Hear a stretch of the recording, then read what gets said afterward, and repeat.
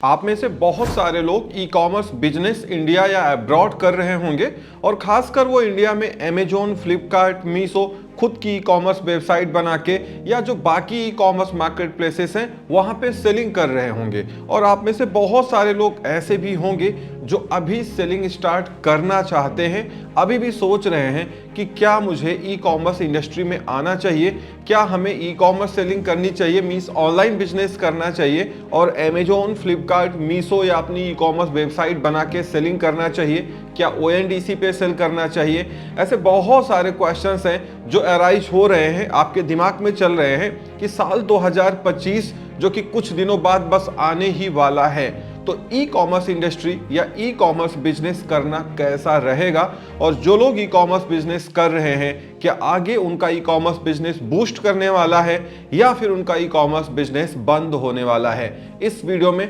Detail में discuss कर लेते हैं। आप सभी को मालूम है कि एक तरफ ED, CBI, CCI Amazon, Flipkart को पकड़ के रखे हुए हैं या उनके उन सारे सेलर्स के डॉक्यूमेंट सीज किए जा चुके हैं जो कि कहने को इंडिपेंडेंट सेलर हैं, लेकिन कुल मिला के उनका अमेजोन और फ्लिपकार्ट के साथ बैकडोर में एक बड़ा टाई अप है और अमेजोन, फ्लिपकार्ट ही उन सेलर्स की इन्वेंट्री, उनका प्राइसिंग, उनका कमीशन सब कुछ कंट्रोल कर रहा है। क्योंकि ये एक बहुत बड़ा गेम है जो कि बैकएंड में चल रहा था, पिछले कुछ सालों से चल रहा था, इसीलिए ईडी के साथ ही साथ सीसीआई भी लगा हुआ है कि कब से ये सारा काम किया जा रहा था और कितने पैसे अमेजोन और फ्लिपकार्ट को दिए गए हैं इन सेलर्स के द्वारा, या अमेजोन और फ्लिपकार्ट इन सेलर्स को किस एंगल से सपोर्ट कर रहा था। ये सारी चीजें इन्वेस्टिगेट की जा रही हैं और समन भेजे जा रहे हैं, चाहे वो सेलर्स को हो या जो लोग अमेजोन और फ्लिपकार्ट के साथ मिलकर ये काम इंडिया में कर रहे थे।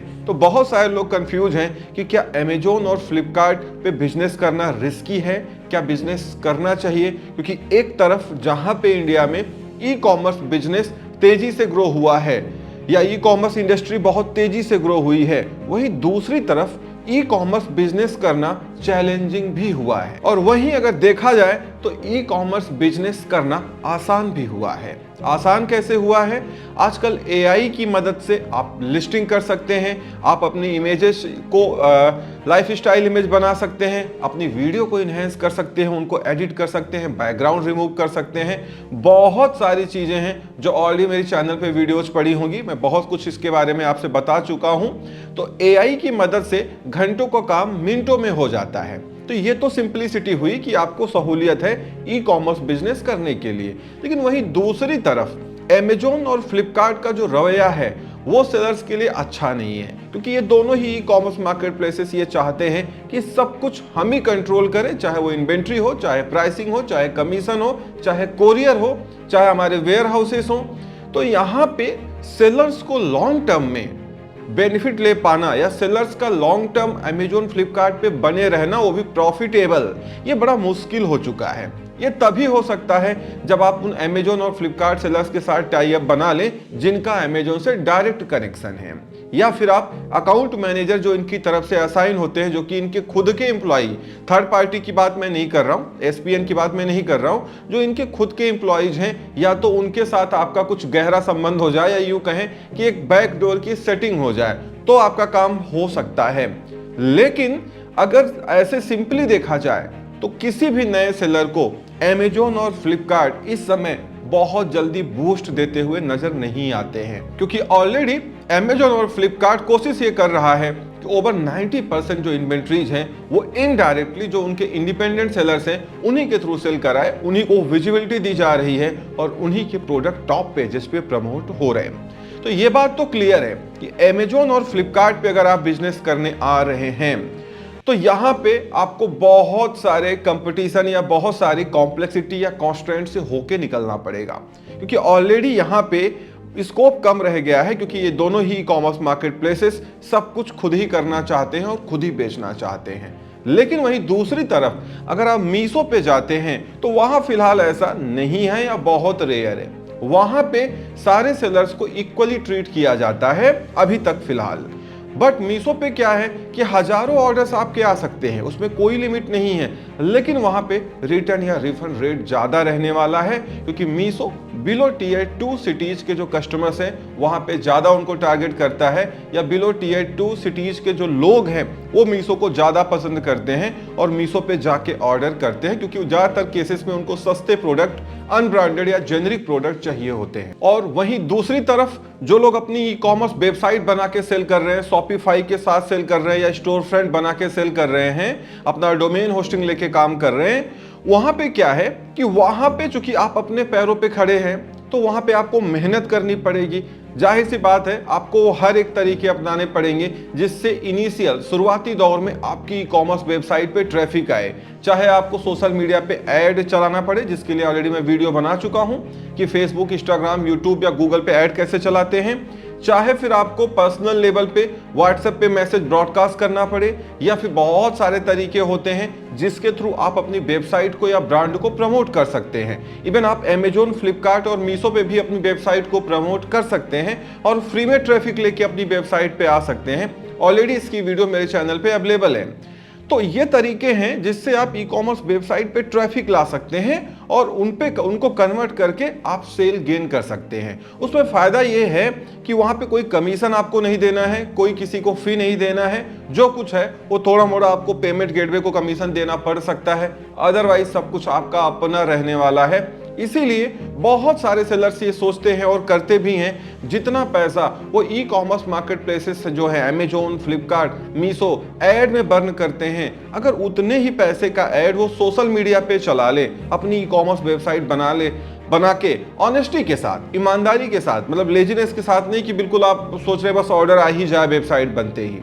तो जाहिर सी बात है कि उनको ग्रोथ मिलेगी, उनको ऑर्डर आएंगे और पहले दिन से ऑर्डर आएंगे। क्योंकि जब ऐड से ट्रैफिक आता है तो जो भी कस्टमर क्लिक करके आपकी वेबसाइट पे आ रहा है उसको शुरुआती दौर में आपके ब्रांड या आपके उससे ब्रांड वैल्यू से मतलब नहीं होता है, उसका जो प्रोडक्ट जो ऑर्डर कर रहा है वो जब डिलीवर हो तो कस्टमर को लगना चाहिए कि वैल्यू फॉर मनी है। इसीलिए साल 2025 में वो ई कॉमर्स सेलर्स ज्यादा अच्छा करेंगे जिनकी अपनी ब्रांड वैल्यू है, जिनके पास अपनी ब्रांड की वेबसाइट है, ट्रैफिक उस पे आ रहा है, चाहे वो गूगल की तरफ से हो, मतलब पेड ट्रैफिक हो या ऑर्गेनिक ट्रैफिक हो, कुल मिला के ट्रैफिक उनकी वेबसाइट पे आने लगा है, लोग उनके ब्रांड को जानने लगे हैं, और उसके साथ ही साथ उनका जो अपना पैकेजिंग स्किल है, जो उनका कस्टमाइज पैकेजिंग है वो एक्सीलेंट है। मींस वो अपनी खुद की पैकेजिंग मटेरियल यूज कर रहे हैं कस्टमाइज करा के, जिससे कस्टमर इंप्रेशन अच्छा जा रहा है। और उसके साथ ही साथ जो मेन है वो ये है कि जो प्रोडक्ट वो सेल कर रहे हैं, जिस प्राइस रेंज में सेल कर रहे हैं, जब कस्टमर को प्रोडक्ट डिलीवर होता है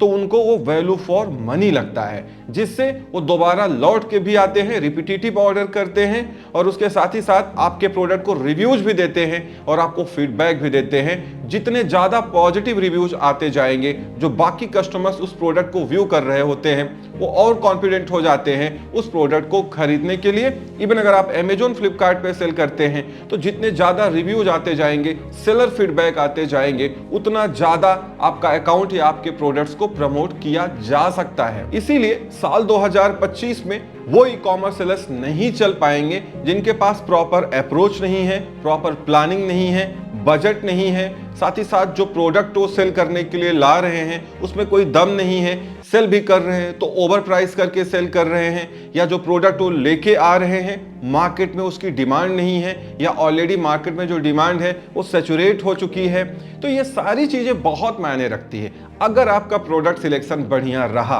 और वो वैल्यू फॉर मनी है, जितना पैसा आप ले रहे हैं उतने में उस प्रोडक्ट की क्वालिटी अच्छी है, तो मैं आपको बता दूं कस्टमर भी आपको लाइक करेगा और वो बार बार लौट के आएगा, आपकी वेबसाइट या आपके अमेजोन, फ्लिपकार्ट के स्टोर फ्रंट से परचेजिंग करेगा और 2-4 लोगों को और भी बताएगा कि यार मैंने ये प्रोडक्ट इस ब्रांड से मंगाया, इस कंपनी से मंगाया और ये बहुत बढ़िया है, आप भी ट्राई करिए, वो उसको खुद शेयर कर देगा। तो अगर आप ये सारी चीजें मेंटेन कर पाते हैं तो साल 2025 या 26 या 27 मान के चलिए 2032 तक इंडिया में ई कॉमर्स का पेनिट्रेशन बहुत तेजी से बढ़ेगा। तो आप इस चीज का फायदा उठा सकते हैं और अपने ई कॉमर्स बिजनेस को बूस्ट दे सकते हैं। लेकिन फाइनली मैं आपको बता दूं, अगर रही बात मार्केट प्लेस की, इवन अमेजोन या फ्लिपकार्ट की, तो ये दोनों ही ई कॉमर्स मार्केट प्लेसेस अब चैलेंजिंग हो गए हैं। यहाँ पे बूस्ट मिल पाना बहुत मुश्किल है, और मिल भी गया तो कब तक मिलता रहेगा ये बता पाना बहुत मुश्किल है, क्योंकि अब ऑलरेडी जो चार्जशीट है इनकी, जो 1600 पेज से ज़्यादा के पेजेज हैं, उसमें सब कुछ लिखा है कि ये कंपनी या e commerce market places back and में बिल्कुल भी फेयर नहीं है। ये सिर्फ सब कुछ खुद ही करना चाहते हैं और सारा प्रॉफिट अपनी ही जेब में रखना चाहते हैं। ऐसा मैं नहीं बोल रहा हूं, ऐसा सीसीआई की रिपोर्ट बोल रही है। और यहाँ पे जितनी बातें मैं डिस्कस कर रहा हूं, ये हमारी टीम का ऑब्जर्वेशन है, हमारा ऑब्जर्वेशन है। और अगर आपको ये पसंद आए तो आप इसको फॉलो कर सकते हैं और आप अपने ई कॉमर्स बिजनेस को ई कॉमर्स बिजनेस की शुरुआत कर सकते हैं। और ऑलरेडी अगर आप ई कॉमर्स बिजनेस करते हैं तो आप ये सारी चीजें अप्लाई करके आप आगे जा सकते हैं और साल 2025 में आप अपने ई कॉमर्स बिजनेस को ग्रो कर सकते हैं। क्योंकि अगर प्रोडक्ट में दम है और लिस्टिंग आपकी अच्छी है, इमेज आपकी अट्रैक्टिव है, कुछ वीडियोज आपने वहां पे अपलोड करके रखी हैं, तो चाहे आपकी ई कॉमर्स वेबसाइट हो या अमेजॉन फ्लिपकार्ट पे आपका प्रोडक्ट हो, कहीं ना कहीं से आपको सेल्स जरूर मिलने वाली हैं और आपका ई कॉमर्स बिजनेस बूस्ट होने वाला है। तो इस वीडियो में इतना ही। उम्मीद करता हूँ वीडियो पसंद आई होगी। Thank you so much for watching.